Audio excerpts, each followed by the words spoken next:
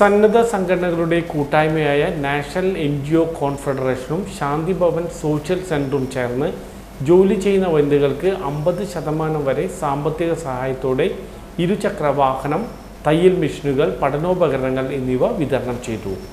ശാന്തി Bhavan director sister ക്രിസറ്റ് സ്വാഗതം പറഞ്ഞു. രണ്ടാം ഘട്ട വിതരണോദ്ഘാടനം സനീഷ് കുമാർ ജോസഫ് MLA നിർവഹിച്ചു. Alvernia provincial councillor sister Jane അധ്യക്ഷയായി.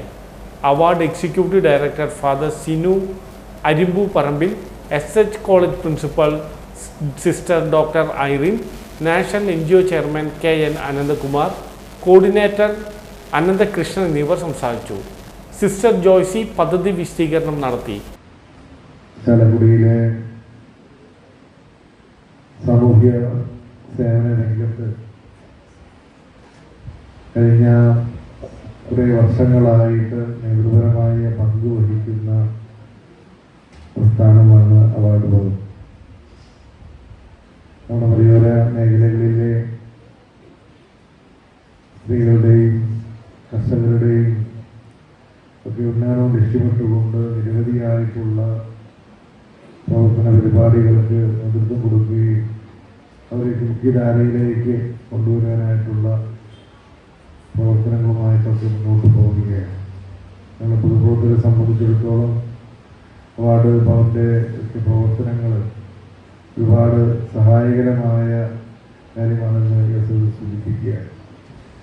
ഇപ്പോൾ കഴിഞ്ഞ കുറച്ച് നാളുകളായിട്ട് CSR ഫണ്ടുകൾ ഉപയോഗിച്ചുകൊണ്ട് ഞാൻ 2 പരിപാടിയിൽ പങ്കെടുത്തെങ്കിലും ഇവിടെ 3-4 പരിപാടികൾ ഇവിടെ അവാർഡ് ഭവൻ്റെ നേതൃത്വത്തിൽ സംഘടിപ്പിക്കുകയുണ്ടായിട്ടുണ്ട്. നൂറുകണക്കിന് ആക്റ്റീവ സ്കൂട്ടറുകളും തയ്യൽ മെഷീനുകളും നമ്മുടെ കുട്ടികൾക്ക് പഠിക്കാൻ ആവശ്യമായിട്ടുള്ള ലാപ്ടോപ്പുകളും പഠന ഉപകരണങ്ങളും ഒക്കെ ഇതിൻ്റെ ഭാഗമായിട്ട് കൊടുക്കുകയാണ്.